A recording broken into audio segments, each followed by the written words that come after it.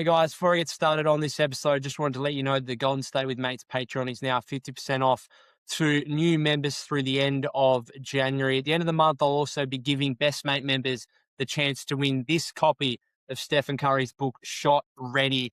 To check that out, and for more Warriors content, I'll leave a link in the description. Coming up on this episode, Stevie joins me to discuss what the Warriors do next in the wake of Jimmy Butler's devastating season-ending injuries and what deals could take place as a result before next month's deadline.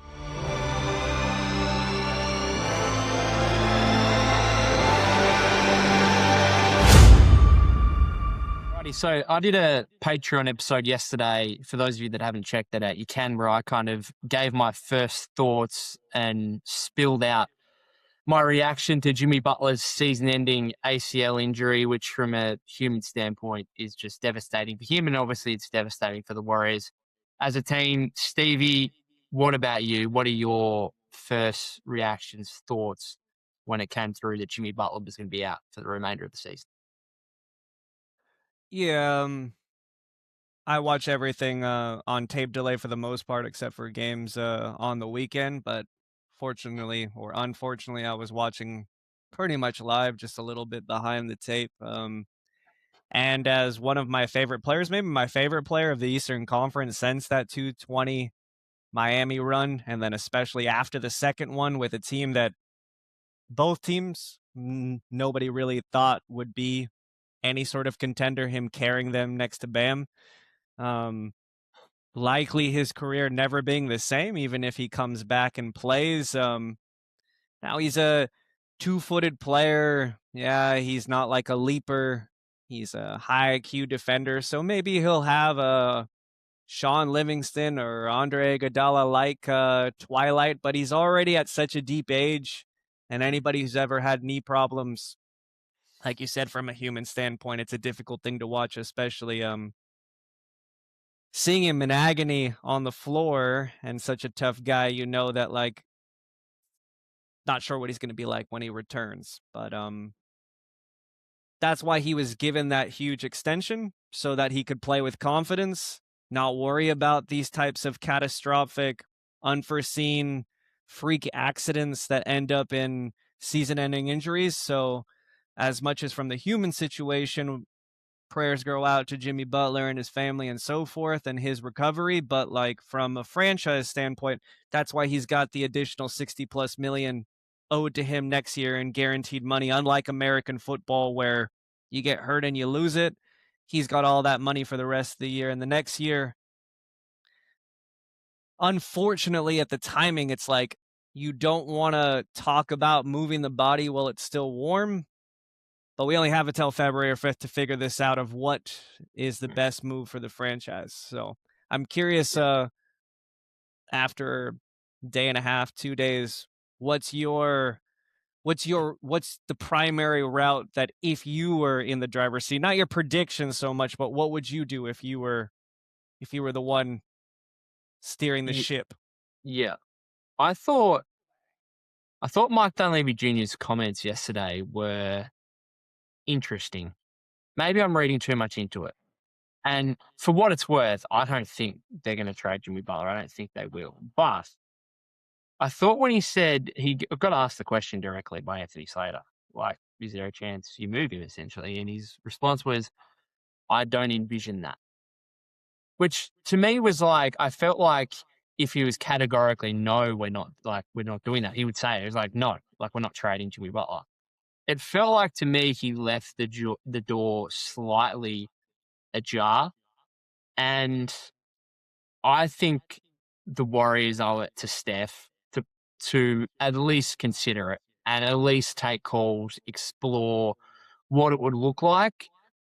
I think the human element to this, I think the way you treat particularly superstars, big name players in this moment, I think is important for the future. Like, I think you can't necessarily just discard Jimmy Butler because now he's injured and think that that doesn't impact things moving forward. Like, I think from a cultural standpoint and just from like superstars coming and playing for your team moving forward, I think it does make some impact. Like, I think we look at the Dame aspect in Milwaukee when like him just getting waived, and it's like, is that really how you want to treat your superstar players? Now, the Bucks are in a very similar situation that the Warriors are in terms of the Bucks are trying to maximize Giannis. They're trying to build a contender around him. They're trying to even probably more desperately trying to convince him to stay.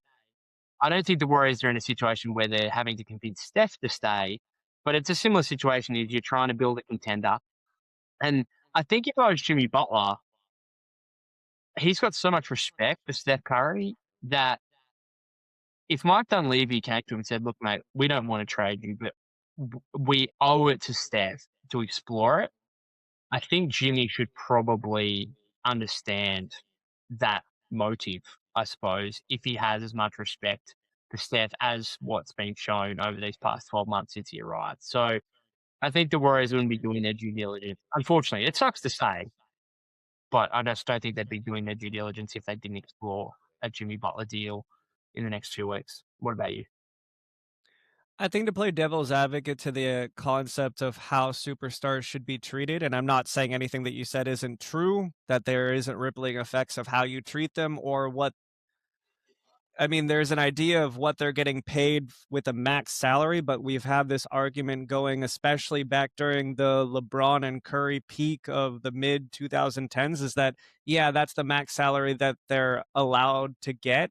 But if there were no salary cap, these guys were, without inflation, probably worth $100 to $200 million to the sport, especially the three big names, adding Kevin Durant to that circle.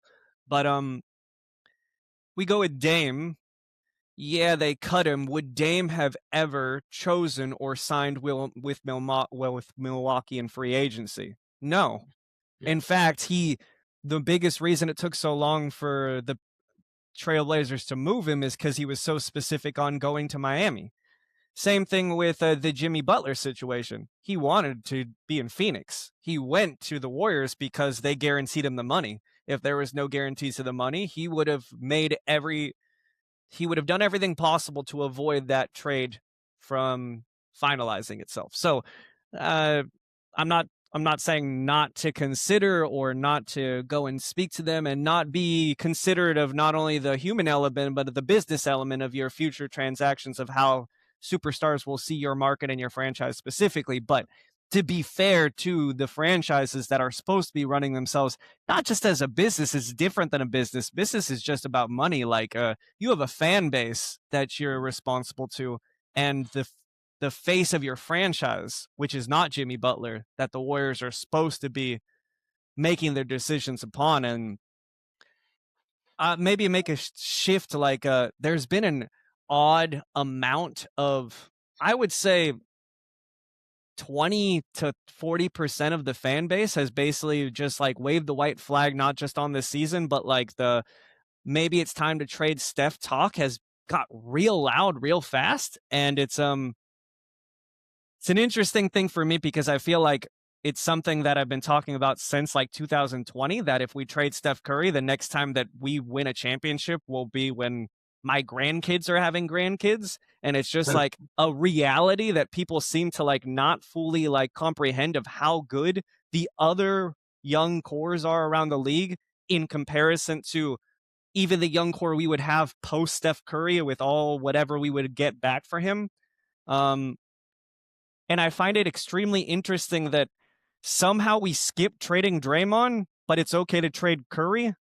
I just don't understand this lapse in this like compartmentalizing of like Draymond is untouchable, but somehow we jump to let's go through a full tank and build around our young core and trade Curry. I just don't know how this jump happens. So Yeah, I don't think we need to discuss. That's not even a possibility. Like, I don't think the Steph conversation. I mean, people can do that on social media if they want. I just don't think that's even relevant to discuss. I don't even want to talk about that. It's just so far out of the picture for me. Can we talk? I mean, there's a lot of things to talk about right now in the wake of what's happened in the past 48 hours. The Kuminga situation. Where do you land on it? He comes out yesterday. Looks pretty average. First half minutes, very brief first half minutes to start second quarter. Then goes for 20 points in 21 minutes. Looks I think we've got to admit, it looks pretty good. I want to give some credit to him for actually coming out and playing the way he did after playing 10 minutes in the last 6 weeks after 16 straight DNPs. You got to give him some credit for that. They lost by 18. It wasn't his fault. They were down 30 early second half. I think there was there was a bit of a lag effect on the Jimmy News, I thought, just the overall energy in the building. I don't think was Mm.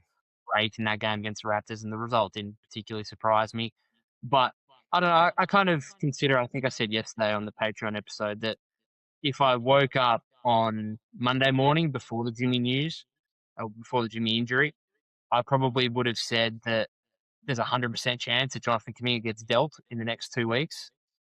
Has that percentage dropped for you? Do you see, like, I would still have it as more likely than not, but maybe it's dropped to like 95%. Maybe it's dropped to 90% on the basis of what we saw yesterday, where he looked like a guy that the Warriors are going to have to, unfortunately, as weird as it sounds, like they're going to kind of have to rely on him at least over the next 2 weeks here before the deadline or before any kind of move is made.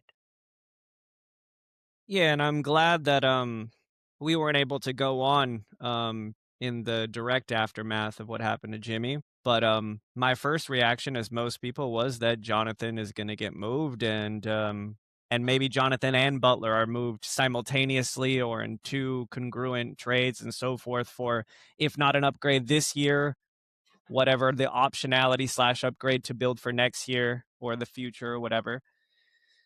Then after sitting there for the night and in the morning, and I shared it with you before the Toronto game, before being influenced by recency bias, because I had no expectations that I thought he would play. I did not expect him to look that good. Him taking a couple threes early and then transitioning to just getting inside, getting to the rim, and getting 5 rebounds in 20 minutes. But prior to this outing and him looking better than I think anybody expected for him to play after being on ice for so long, is that we were talking a bit, and then you went on the next day to expand on the idea of D'Anthony Melton, and regardless of him specifically, optionality, especially in the aftermath of Jimmy Butler, the need for optionality now has become amplified on top of that, with the likelihood of us being a true contender this year significantly diminishing by losing one of the top 20 players in basketball. There's really no argument that if we're not a contender, why, if a trade required 25 million, you would be trading an expiring young player to a player who's owed $27 million left on the book, is turning 37 next year. So the whole idea of just like, we can't trade Draymond, but we need to trade JK, with regards to optionality, there's no logic to it. It's just compartmentalizing takes. It's, we need optionality, but we can't trade Draymond.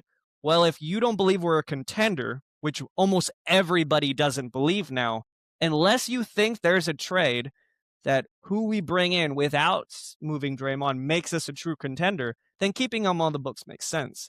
But if not, if the goal is optionality, it should be moving on Butler and Draymond, keeping JK, whether he plays or not. That's up to Kerr. But by the end of the year, his stock can't be any lower than it was prior to this game. And if we don't want him, he comes off the books. And if not, he's an expiring deal that's much easier to move than even Draymond's $27 million expiring, because he's such a specific player. So I don't know how that's not more of a talking point. I don't know how that's not a thing. Like, these people like Spears from the Plus Minus Pod, they just talk in a way of these, like, they make very specific concepts and then they remove this concept from other takes. So optionality, Draymond is the third most expensive contract, has another year on his deal, unless we're a contender, has no value for the Warriors moving forward, but he's unmovable. But then JK needs to be moved, even though he's on an expiring. I don't understand the economic logic. There's just none.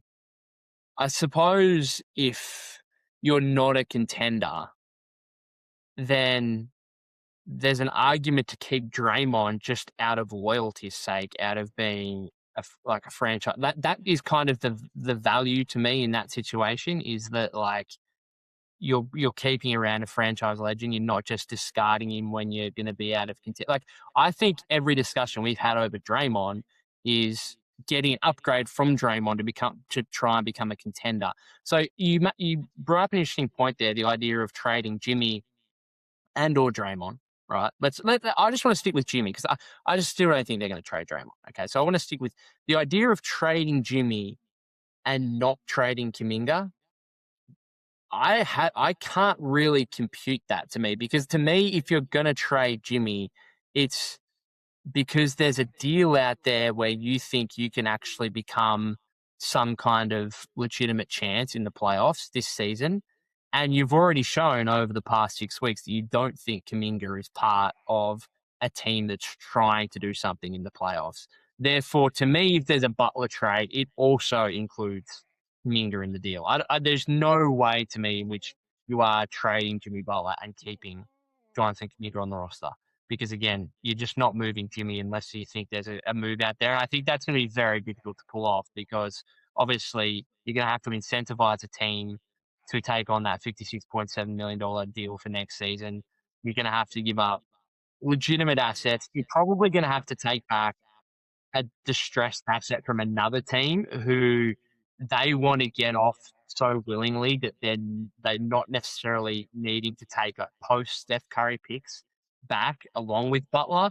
Again, whether that's possible or not, we can talk about the Anthony Davis situation. We can talk about the Kings and whether there's a Butler Kuminga deal there with the Kings that makes any sense. I don't know. Is there a way you just mentioned before? Is there a way you think where Butler gets moved and Kuminga doesn't?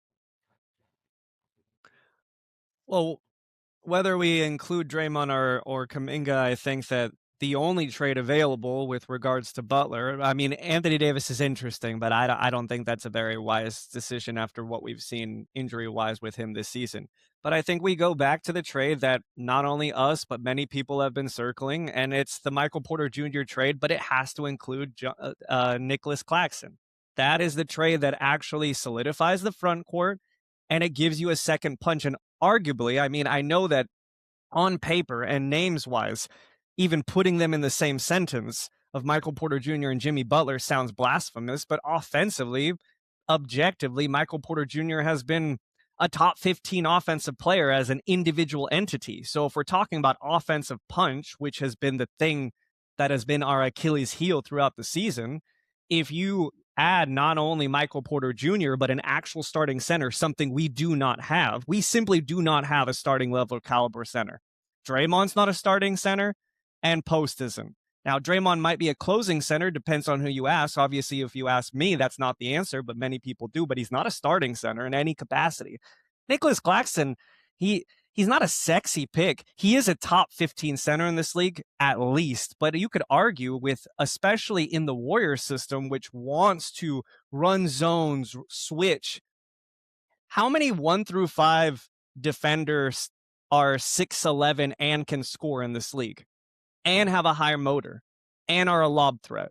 I mean, count them on one hand.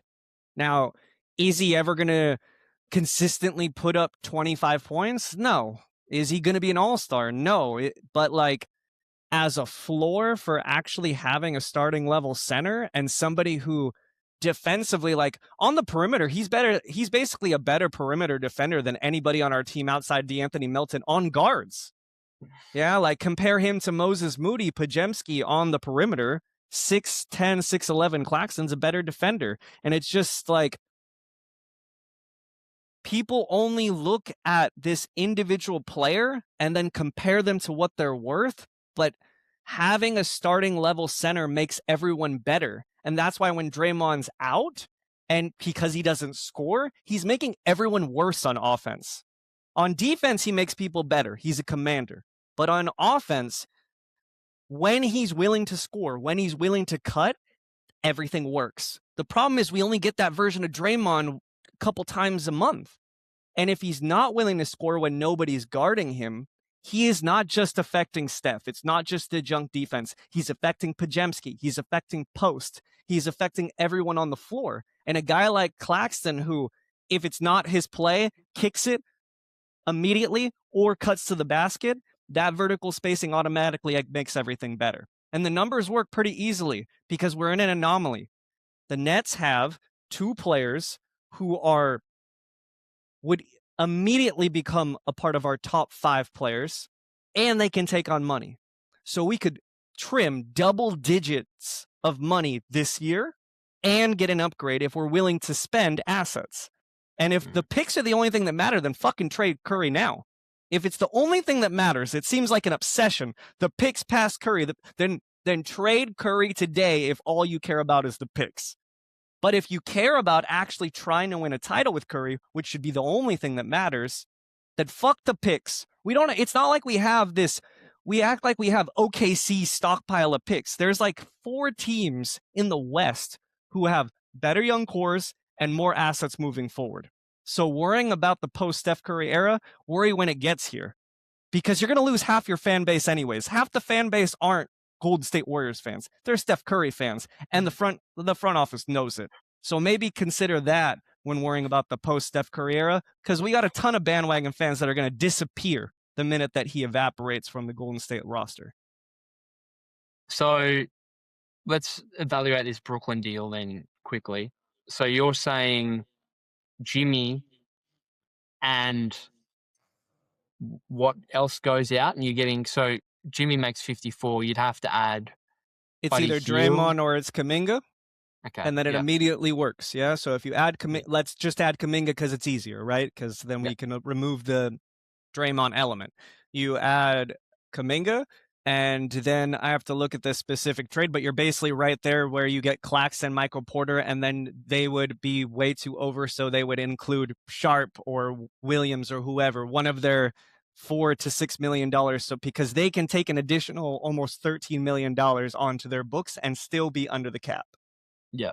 And you're essentially left with a Steph, Moody or Melton, MPJ, Draymond, Claxton starting 5.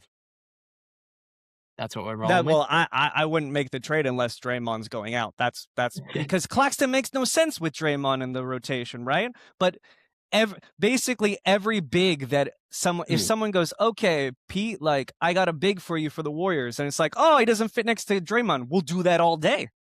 But you remove Draymond from the starting lineup, and there's tons of options. And why are we being handicapped by the idea that now we can't trade Draymond when we're probably not a contender? It increases our optionality, and it makes us a black horse if we add these 2 players. We saw what we looked like at the end of Miami game, and it's not just that game. I know that there's the whole Ewing effect. We've seen, this is not the first moment, we've seen big stretches where Draymond is either out or has been ejected, and we start playing Warriors basketball. Yeah, some of it has more pick and roll, but there's more movement, and everybody is playing their role instead of waiting for the ball to touch Draymond's hands and then hand it to Steph and force it to Steph. So, yeah, but Michael Porter Jr. is an interesting idea because there's this idea not taking on money. Again, sorry to bring up Spears because he's always like, oh, we need a voice that knows the Warriors, and they bring him up. The Warriors aren't going to take any extra money on. He has the same amount of years as Butler. So I don't know where this idea that they can't make the Michael Porter Jr. trade. They can send picks in Butler's contract, and he comes off at the exact same time. There's no added salary to it. There's no logic to this argument of we can't take extra money on. Who are they getting in 2027 in free agency that they're so concerned with being able to maximize the last great years of Steph Curry? Yeah, well, they obviously had this potential thought that Giannis could make it all the way to free agency, which I don't think will happen. I think if he'll probably, if he doesn't want to stay in Milwaukee, he won't sign an extension, and then they'll trade him to a team where he does want to go to, and therefore maybe the Warriors can get in the mix there. But I just don't think he's going to get to, the 2027 free agency class right now. It does look pretty appetizing, but a lot of these great players, they just don't get to free agency. They either sign extensions with their current team, or they get traded and say, I want to go to that team because that's the only team I'll sign an extension with, and that's what happens. So I'm with you. There's some of these guys, and even guys with longer term deals. I think I mentioned it in an episode last week. It's like Jaren Jackson Jr., for example. His contract is not good whatsoever. But if you could get him without giving up much in the way of assets because his contract is that bad, are you getting a better player in 2027 for agency than Jaren Jackson Jr.? Probably not. And therefore, this idea of optionality to me, and I think that's probably the thing. I'd be shocked. Like, I think there has to be a certain player that the Warriors are going to give up post Steph picks for. I think Giannis is obviously the Hail Mary. Trey Murphy, I think that one it's down to it. Dunleavy had his press conference yesterday, and he was asked, like, would you give up like the future draft capital? And he's like, if we're going to give up post Steph picks, it has to be for a guy who's going to make an impact post Steph after he retires. Trey Murphy fits that bill. Mm. Yep. Giannis obviously fits that bill. And then the only other one, which Kawakami suggested in an article yesterday, is Larry Markkinen, who's like 28. He's young enough. He could potentially. My boy Lauri Markkinen, he never dies. It's always a possibility for the Warriors. It's always there. It's always on the right. We have a rule in my house that I'm only allowed to use Lauri's name 3 times in the week because it's already expired since 2023 that my girlfriend doesn't allow me to bring Lauri Markkanen's name into discussions. Do little podcasts on the bike driving, and I start bringing up Lauri. It's like, that's it. That's the last time. We don't need to hear him in the trade talks anymore for the rest of the week. I have a hard time believing that the Warriors will give up post Steph picks for Michael Porter Jr. and Nick Claxton. As much as you could argue they should, I don't think they're gonna. I don't think they're quite at the level. I think the Warriors would probably look at Michael Porter Jr. and say, we could do with him. Certainly, we're interested, but we also think his numbers this season are a little bit of a false prophecy. And that what you got from him in Denver is more like what we're going to get from him in Golden State, which again, particularly if you still had Jimmy on the team, would be fine. That'd be a nice addition, but we're not willing to give up post Steph Curry picks for that. Now, I think Trey Murphy, the third, is potentially a little bit different because I think there's a big difference with him being on a team-friendly 25 to 27, $28 million contract for the next 3 years. Like, that's a really valuable contract. That's the kind of money the Warriors will be willing to take on and will be willing to give up multiple first round picks for. So the thing for me is not necessarily about whether they're going to be giving up post Steph picks, because to me that only comes down to Giannis and Trey, and if those respective 2 teams don't want to give those guys up, then it's kind of a pointless conversation. The more interesting idea is, would they be willing to take on a riskier player whose value isn't very high because of like contract reasons, whether it's Anthony Davis, whether it's a guy like Jaren Jackson Jr. I don't know. Can we think of some, like, there's nothing outrageous when it comes to this kind of post Jimmy Butler before the trade deadline. Like, there's no such thing as an outrageous and unrealistic trade idea. Like, we've had ideas come up here from Bleacher Report. I think the Warriors +1, as guys mentioned it yesterday, in regard to John Morant. Like, I don't know. Let me know. Is there anyone that you think who's kind of off the radar or was off the radar that suddenly comes onto the radar now that this Jimmy Butler injury has happened? So since we had already been exploring not only over the last couple of weeks about Jonathan Kuminga's multitude of possibilities of where he could go, I think that we've explored pretty much every single option, even prior to the Jimmy Butler situation. I think that with regards to how we view what we are moving forward and what our options are, there's so much ideas about the value of the picks. I think sometimes we forget that like one young player is often far more valuable than 2 shitty firsts. The phrase we use often, like, not all firsts are created equal. These post-Steph picks are seen as gold at the moment. Well, Pajemski was seen as gold like 18 months ago. And now maybe he's swinging back up into that way. And the addition of a Michael Porter Jr. Claxton or a Lauri Markkanen or a Jaren Jackson Jr., we only see it in face value of what their floor impact is individually.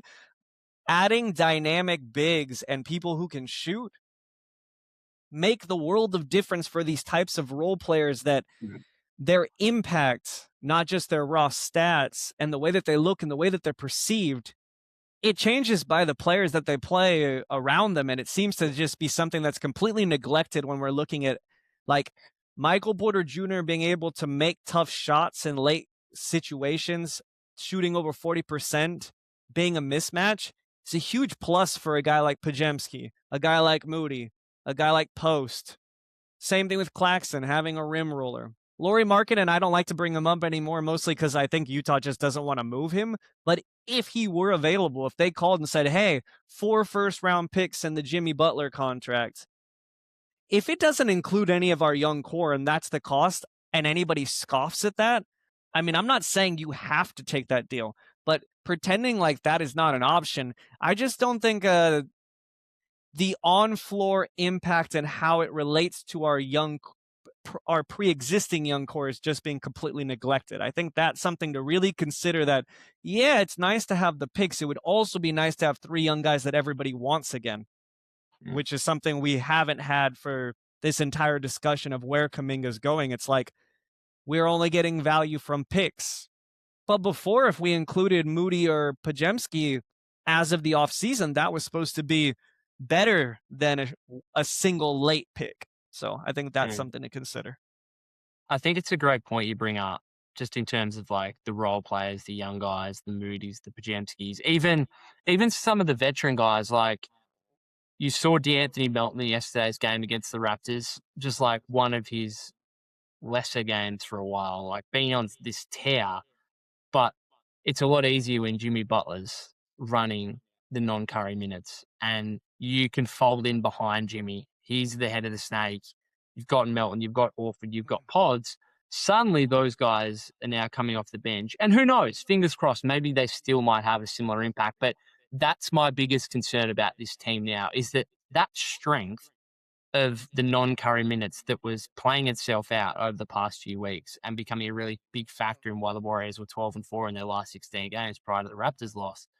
That strength could once again like become a real weakness. And that's, if you're going to be, and even if you just want to be a playoff team this season, that's why you probably have to make a trade before the deadline, is to get another piece who not only makes you better because of their individual skill set, but can help make others better. And that's what I think the biggest thing with Jimmy is that if you look at his numbers, he was a 25-5 guy. And you know what? A lot of people would say, well, anyone could put up, like, there's a lot of guys in the league that can put up 25-5, but that doesn't go to show the impact of Jimmy Butler. Those raw box score numbers don't show that. His ability to make his teammates better was what was the real beauty about him. And I think was probably one of the things we missed looking before the Butler trade, is that, again, we can look sometimes at just the raw numbers of some of these guys and say yes or no on whether or not they're a good trade target or not. It just goes so much beyond that. And I think, I'm not sure a guy like, will Michael Porter Jr. elevate the likes of Moses Moody and Brandon Jeffsky? Maybe. Could Lauri Markkanen? Maybe a little bit, because I think Markkanen would, because I think it changes the dynamic of your team when you've got like a 7-footer out there who could be a legitimate like small ball 5 for you. I suppose you could throw MPJ into that mix as well. I just think I have more comfort with Markkanen as a second scorer than I do MPJ, even though despite the fact what he's done this season. Am I wrong in that? Am I wrong in feeling like Markkanen is a better option for this team than Porter is, or do we think that the difference is pretty negligible? I think it's a really difficult thing to assess even internally, because everything says that there should be a gigantic distance in between the two of how we perceive them. Michael Porter Jr. has like shown up in big games in the playoffs, and Lauri Markkanen hasn't played at all. So there's also that of like never really tasting the big moment and just assuming that what he does in low stake situations in Utah somehow will immediately transfer to Golden State Warrior postseason basketball. I think there's something about the level of the way that Lauri Markkanen finishes at the rim. It's so imposing, and so, especially when he's on a mismatch, that it feels like it counts more than 2 points. And I think sometimes we're affected by what's impressive rather than what's impactful. If Michael Porter Jr. is left open the way that many people are left open in the Golden State system when Steph's on the floor, he's a willing cutter and he can finish at the basket well. Now, does it look as good as Karl Anthony Towns or the way that Scotty Barnes looks when he cuts to an open rim? No, he's not that type of finisher because he's more of a finesse player. But he's still almost 7 feet tall and he still finishes above the rim and he still cuts. And I think shot making wise, the amount of a window that Michael Porter Jr. needs is smaller than Lauri Markkanen's. I think if you're talking about a wide open off ball shot, no dribbles, one pass, Lauri Markkanen is the superior shooter to Mike. In fact, maybe Michael Porter Jr. doesn't particularly want that shot as much. He wants a hand in his face. He wants a bit of grit and grime on his shot. It would be great to mend those two players, but I think the distance is smaller than we think. I'm not putting that on you or other people, including me, because I would obviously like Lauri Markkanen more for other reasons, but I think there's something about him that we feel like he's better. I've watched a lot of Nets, man. Like it's just the type of shots that he's making right now, Porter. It implies that he's a top 5 3-point shooter in the league. Now, if that sustains when he's actually playing in playoff basketball and he's not playing for the Nets who are expected to lose, if that maintains itself, who knows, right? But I like your question though, like because it started getting me really depressed, man. Like after the Butler injury, I just wanted to. I've been on antibiotics for a while because I had an injury, as I told you, in a crash. So I sympathize even more, empathize more with the recent injury. But like, we keep talking about our bench production. It's not our bench production. It's a Jimmy Butler ran unit. That is why the bench is essentially the best bench in basketball, because Jimmy Butler is one of the best commanders in history. Like he's never going to be put on that tier 1. But you take him just below, and I mean just a sliver below the Magic Johnsons and LeBrons of the world, and he's right there running units and elevating players that if otherwise didn't have him, like you brought up Melton, we don't know what Melton would be if he always played with a Jimmy Butler his whole career. So it's interesting to think of what player would be an interesting addition to add and make us be able to run better. I don't have an answer for that, honestly, because I think those type of players aren't particularly available. The off-ball players are more available, but expensive. But the players that can run units and be productive and not be a minus on defense, I mean, why would anybody trade a guy like that? I feel like we should discuss the Sacramento aspect of this because they're the team that obviously have the most interest in JK. Is there any world in which the Kings come to the Warriors and say, we'll flip you Sabonis and DeRozan for Butler and Kuminga and you don't even have to give us a pick? And the Warriors turn around and say, you know what? Yeah, okay. Like, let's try it. Let's see what happens. And you get this infusion of talent and scoring and rebounding with Sabonis. Now, Sabonis, Draymond, again, we're talking about another big, just doesn't work with Draymond whatsoever. Like, it's just a continual thing. But maybe it's Levine instead, but like Levine and DeRozan, and it's already worked. It's already happened twice and failed twice. Like, I don't want to buy. I'd rather keep Jimmy and Kuminga in that aspect. Sabonis is maybe a little bit more interesting to me. But is there any kind of package where you're willing to trade Jimmy Butler for that? I think in a world where the Kings would be willing to get off Sabonis and not take a pick back, and basically the only value coming back is JK and the idea of the optionality of Butler's contract being a pseudo-expiring contract next year, would be under the circumstance that the Kings know something physically about Sabonis that the rest of us don't. I think that they need to get a first-round pick, maybe not a great first-round pick, but a first-round pick if letting go of their one above-average player Sabonis is basically their one guy that, at least on paper, is supposed to be a little bit better than everybody else's like fourth guy on their roster. I think can I just butt in? I think the idea of it would be, hey, we get to take Butler, who has got 1 year left on his deal, and we give up Sabonis, who's got 2 years left on his deal, and no one thinks like Demontis Sabonis has got 2 years, 105 million left. Sorry, 2 years, $95 million left, or something around that mark. Like no one thinks he's worth that, and so to give yourself a little bit of optionality again going forward. And the Warriors essentially say to themselves, you know what, we get better in the short term because now instead of having a $57 million player on the sidelines, we get a guy who's a pretty decent big. But the offset of that is, well, your cap space in 2027 is just going out the drain because you've got to take that extra year off. And therefore the Warriors would say to the kid, well, we're not giving you a pickup for that. Like we're just It's not an doing it.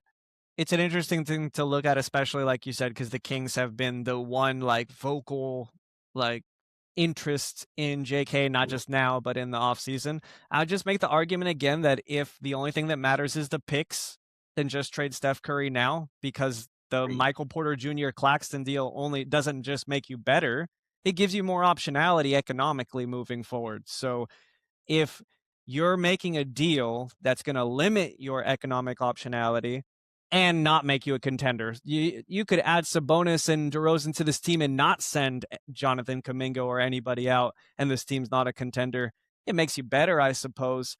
But Sabonis has never been an anchor to a defense, and he shot the three okay last year, but the way that he looked early this season, it looks like that was an anomaly, not something that he has added to his repertoire. So, yeah, we were texting a little bit about, well, I was texting you about DeRozan, and maybe that's like he looks better than I thought watching him over the last couple weeks. DeRozan seems more interesting on court than what I saw early in the season from Sabonis. Sabonis looks like his style of basketball has caught up with him physically, even though he's not as old as some of these other bigs. And I just don't think that he's really that big of an addition. I think that like the way that the Warriors want to play is to get everybody going, and Sabonis having some pressure on the rim is great. But I think adding another player that's so specific and so limited in what in their approach to offense and especially in defense, I think it kind of makes us worse in a way than better. Yeah. There's a very obvious trade that the Kings would do where it's Kuminga for DeRozan. Like the Sacramento would do that. The question of God, like, would DeRozan be better than Kuminga probably over the second half of the season? Yeah, maybe. Is it making you like? Can you understand the idea of this guy as this will sound blasphemous, but as a Jimmy Butler impersonator, as that guy who is essentially has taken the Jimmy spot of I'm running the non-Steph Curry minutes, right? Yeah. And I'm a mid-range scorer who can use my pump fakes and stuff and whatnot to get to the free throw line. Like he does, like we have to admit, he does some of the stuff Jimmy does. Okay. Now, not nearly to the same level, but you know what? He also makes half the money of Jimmy Butler. So you wouldn't expect him to be fair to DeRozan, he is a significantly better mid-range shooter than Jimmy Butler is and has been consistently for his entire career. So we can't say that like Butler just does everything better than DeRozan does. DeRozan is one of the best mid-range shooters of this generation. He's also a shitty-ass defender and has no defensive position. He can't guard the 1, 2, 3, 4, or 5. So that's his. But the trade has to include Precious Achiuwa. That's a part of the trade. Yeah, you have to get Precious back for Kuminga. Kuminga for DeRozan that trade makes no sense. Like, just keep Kuminga and let him try to be Kuminga, whatever that is. But if you can, Precious and DeRozan somehow have a little bit of fusion together in the last couple weeks. Now, of course, the Kings probably falling in love with it, and they're going, nah, we can't let go of Precious Achiuwa, who we got for free. That's what every team does every time a semi-young player starts to show any shine. But Precious would be exactly the type of big, unlike the Claxtons or Gaffords or Kesslers of the world. Steve Kerr, I'm sure has been salivated every time. I'm sure when we picked up Wiseman, he's like, but what about Precious Achiuwa? Precious Achiuwa, that's my type of kid. 6'8", can guard maybe not 1 through 5, but 2 through 5, at least 3 through 5, puts pressure on the rim, thinks he can shoot, can't shoot. Is that not like Steve Kerr's wet dream for a backup 5? So but regardless, for him, he has a motor, he has an intensity, he's a plus defender. It's the type of player that, like, as much as all of us are rooting for Trayce Jackson-Davis, there's so many players that are an upgrade for the Trayce Jackson-Davis minutes that, like, it seems inconsequential, but everything we're trying to get out of Trayce Jackson-Davis, when it doesn't happen, it's affecting all the other players. Just where we're talking about the osmosis between the other 5 players on the floor. If Trayce Jackson-Davis was 15% better, how much better everybody else's numbers would look if he was that much better. And I'm not saying Precious is 15% better than him, but I think Precious definitely thinks he's 15% better than Trayce Jackson-Davis. So that's just the idea. Yeah, it's an interesting. I personally think the DeRozan thing is coming up, and a lot of people are talking about it. But again, that's not putting you into any kind of relevance. Like, I think you're just better off letting Kuminga do what Kuminga wants to do for the second half of the season. Like, even if that kind of gets in the way of Steph and Draymond a little bit, it's like DeRozan's not going to be additive enough to be any kind of relevant playoff team. So I could see the Warriors just saying, yeah, we're just going to keep Kuminga. I think the DeRozan stuff happened before the Toronto game. So, like, it was under the assumption that, and it was before the Butler injury, it was the concept that Kuminga's never going to touch the floor again, but the Kings already have their perception of what Kuminga is, and they're willing to give up X even if they never see him on the floor again. You see him on the floor, and all this, I mean, the recency bias is impossible to ignore. When a player plays well, especially a young player, all of a sudden it's like, why am I trading DeRozan for that? Well, if Kerr's not going to play him, then it doesn't particularly matter. Now, if Kerr's going to, like, Kuminga has always played better when he starts, and that's why in the offseason, in our first pod, I said, this is what they should do, and nobody thought it was a good idea, but you start Kuminga and tell him he's not going to close. And it's like, oh, why would you do that? Because of the optics. And it's just like, well, he didn't play for like 20 games. That's way worse than saying, look, we're going to give you 25 minutes. This is going to be the first 8 minutes of the first, the first 8 minutes of the second, and the first 8 minutes of the third. And if in the fourth we need you, maybe. But you're not a part of our closing 5. We have a certain way we want to close games. I mean, he's always played better when he starts. When he plays a consistent role, he puts up 18 plus. And when he doesn't, he puts up 11 of inefficient. So if he keeps getting dangled around, better to trade him for anything. Like the Blazers trade, it was the trade that I added to the Claxton Michael Porter trade. If you need to get him out the door, is the Robert Williams III plus Matisse Thybulle trade from the Blazers. They're both expirings. You get another big who is you roll the dice, but if he doesn't work out, so be it. And at least you have, like, I mean, Robert Williams, when healthy, is basically Trayce Jackson-Davis on steroids. And if not, they both come off the books and you save the $20+ million in the offseason expiring contracts.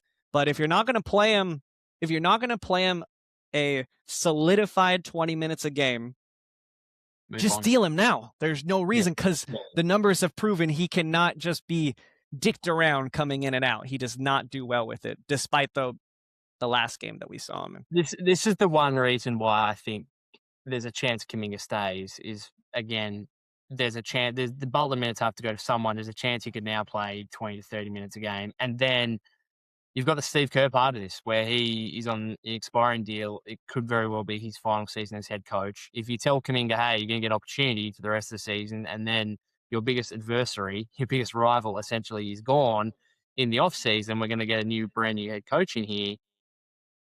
Like, Kuminga can probably, like, he's requested a trade. He can probably be like, yeah, I'll withdraw that trade request then, and let's just see how things. As stupid as it would be that this cycle and roller coaster would continue, like, there's actually like a pathway to it continuing in that regard. before we finish up here, we spoke about it very, very briefly. We haven't really touched on it too much. Jimmy Butler for Anthony Davis. How many picks are you willing to give up in order to make that move, or are you just not considering it whatsoever?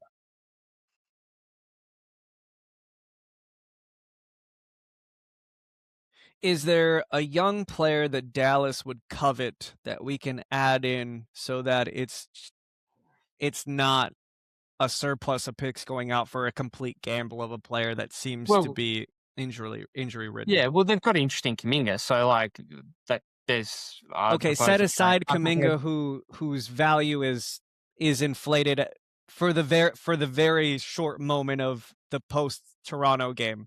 Is there a player that doesn't make $25 million that can easily be added in the trade that the Mavericks like, where we can go Jimmy Butler, the 26, and this player, and that gets it done for Dallas? Pods, I guess. Pods. And are you okay with that? That's more of the question. I mean, I know the names of the players. It honestly depends who I'm getting, because if you're adding Kuminga and Pods to the deal, suddenly you're up to like 80 million essentially. And then what else am I getting back for Anthony Davis? Is like Clay is probably part of it, to be honest. Can't be a part of it. That makes the team worse. Period. Yeah, like because he'll play. He's not going to be buried in the rotation. He's going to play, and Klay Thompson is a corpse of himself. You know, like Clay's been good this month. Okay, we have to acknowledge that Clay's been good this month. Klay Thompson ruined like 3 years of my life, and I don't want to see his face again. I don't even watch the Mavericks because of him. He was ruining the team while he was here with his moping, and like the way that he treats Steph Curry now, he has no business being in Golden State locker room. Don't want to see him ever in a Warriors jersey for any reason. Absolutely not. I would say that JK is not supposed to be a part of this trade. If you're sending Butler's contract is difficult to move, but not for another player who's making a like-sized contract. So it's like, that's why I asked, is there a player who's making less? Like, is there a Will Richard or a Pajemski or someone of that nature that is easily added where it doesn't complicate things? Because remember, Dallas is in a complicated situation. They can't take on money. We can't take on money. We're going to need a third team to facilitate the little digits and so forth. But like, if you can do it with just the 26 pick, Butler, and one of the young players who are still on a rookie contract, whether it's Pajemski, Will Richard, Post, whoever, is there one that the Mavericks go, yeah, we like that guy enough? They'll probably name him, which one that they want. Yeah. And then the Warriors have to ask, are you willing to sacrifice that? Because you're bringing back an all-NBA caliber player who almost never plays. So the upside's huge. And the downside's gigantic. And I think that's the question. You can't give up the 28 and 30 pick for Anthony Davis. No. You know, I don't care about the picks. I care about him more than that. Like that's a wild gamble. I think the max is the 26 and the 28. That's the absolute max that you're willing to go, because at least Steph will still be around. And again, Dunleavy said it yesterday, like we need a player. If we're going to give up picks post Steph, we need a player that's going to impact post Steph. Anthony Davis isn't necessarily going to do that. Is there a... Do you like the fit though? Do you like the Anthony Davis, Draymond fit in the front court closing games?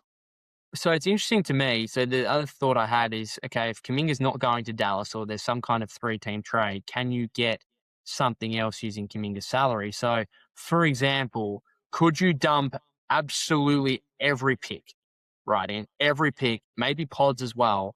And could you go and get Anthony Davis and Trey Murphy the third? And suddenly it's like 3 picks going to the Pelicans, a pick and Pods going to the Mavericks or something. And you're getting Anthony Davis and Trey Murphy, for example. And you're ending up with a team where it's like Steph, Moody or Melton, Trey Murphy, Draymond, Anthony Davis. Like, is that, and you are absolutely emptying everything in the way of picks for those two guys, because contractually you can do it. You can do Jimmy Butler and Kuminga and Pods or Buddy Hield or whatever, an additional salary, and you can go and get $75 to $80 million worth of players, which is Anthony Davis and Trey Murphy. Like, or is there like another player out there that you go and get in addition to Anthony Davis as well, using the Kuminga money and the Buddy Hield and Moses Moody. Like this, the Warriors have nearly $100 million here they could potentially use. Yep. Okay, and all their draft picks. So is there a combination of players that makes sense? I love the intellectual exercise, and I love the idea. I just hit the question back to you because I'm on the fence about what Trey Murphy's value is. You seem to be higher. Okay? So let's do the exchange. And right now, I'm looking at the roster in my head from top to bottom with the 2 additions. Do you think that team can punch above its weight with Trey Murphy at the 3, Draymond at the 4, Davis at the 5, Curry and Melton? Yeah, Melton won't be going out for sure. So instead of thinking about which young players are left, is that 5-man team knocking out OKC, the Nuggets, and so forth? Like, not saying guaranteed. Yeah, we don't have a trade that guarantees us. We're looking to punch above our weight. Is it worth emptying the clip? I'm on the fence about Trey. So do you think he's the guy? Because you seem to think that there is a gigantic difference between Trey and Michael Porter. In my opinion, this year, Michael Porter Jr. in the playoffs is a better player, at least offensively, and he's a better rebounder, even though Trey's a good rebounder. And I've heard, I'm watching enough Pelicans to know exactly what type of defender Trey Murphy is. I've always been under the impression that he is a plus defender, but I've heard people on the Dunked On podcast describe him as not on the level of a Herb Jones, and that they're often compared, but that's not really a fair comparison defensively. That he is a decent defender, but not like a all-world defender. So I don't think he's Herb Jones. I think he's probably better than Michael Porter. I just think there's a big contractual thing here with Trey Murphy versus MPJ, where it's like, I know it's $13 million might not sound like a lot, but it kind of is. And then MPJ's 40, another like 13 more next season. And then based on what MPJ is doing this season, his next extension is going to be something more than the final year of Trey, like the last 2 years of Trey Murphy's contract, which is still like less than $30 million. So that, to me, that's just where the value lies. He's also he's a couple of years younger. He's at a Pelicans team where it's like, that's just dysfunction, right? And he's already putting up these great numbers on a dysfunctional team. Like, I think he's significantly more. And it's not just what I think. I'm just basing this off on what we've been reported as well, which is the Warriors would be willing to give up multiple first-round picks for Trey Murphy, but they've been hesitant to, and they're unwilling to for Michael Porter Jr. Okay, so and I think the reason though is more asset based rather than on-court based, and that's really my question though. If we're talking about this season and amplifying Steph, this idea that we would do it for Trey because it also is an insurance for the future, I think is a poor reason to add into the equation, because you just empty the clip for all the picks for a player that is never going to be an all-NBA player. He's not an all-NBA player. He might be an all-star. He is not going to be if he makes an all-NBA, it's going to be one of those guys that makes a single third-team all-NBA selection. He is not ever going to be a top 10 player. So dropping all the picks because it makes you feel a little better about the future seems to be it's like a middle ground of I don't want to do it for these players, but because this player somehow makes the future a little more tolerable, we'll do it. But it doesn't put us over the edge anyways. If we're going to put in picks, I personally think optionality wise, the future right now in the next 2-3 years and the on-court, Claxton and Michael Porter Jr. is a better bet than Anthony Davis and Trey Murphy. And I know that sounds on paper, prior to this year, that sounds outrageous. Anthony Davis just gets hurt always. And his motor, you have to get him up. Sometimes, like we were talking about, sometimes you see him on a day and he looks fantastic. The next day he looks disinterested. And those two guys in Brooklyn, they love playing basketball. I don't know how much Anthony Davis loves to play basketball. He's very good at it. And then Trey Murphy, somehow, because he's young, everything he does is real. Michael Porter Jr. in Brooklyn, those are not real. Michael Porter Jr.'s shots are as hard as anybody's. So that's just, but Trey Murphy, they want to go get him. They want to empty the clip. I'd love to see Trey Murphy on the Warriors. I love his game. the guys that can shoot and finish with that type of ferocity is there's almost none. So I'd rather just ignore the Anthony Davis portion of it. They want to overpay for Trey Murphy. I think that's a better bet than getting in bed with the Anthony Davis situation, especially after the finger injury. I think he just has no pain tolerance. I think that something that you would play through, like for the rec league, is something that he considers a serious injury.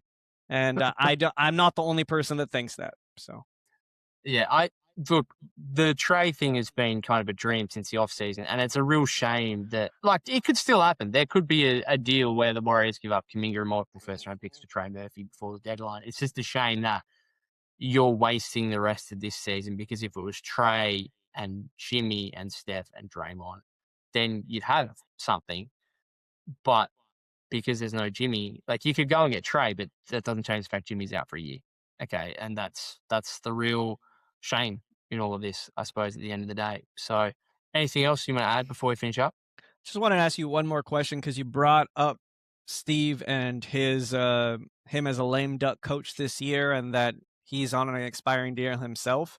I've never really got your opinion on it. If you got to give him an extension now or sign him in the offseason, are you still in the boat that he is the general of this franchise moving forward, at least for one additional year? Or would you say, based upon what we've seen up to this point, would you move on from him and get some fresh eyes on this roster moving forward? I think while Steph is still here, I would probably remain with Steve Kerr. I know he cops a lot of criticism.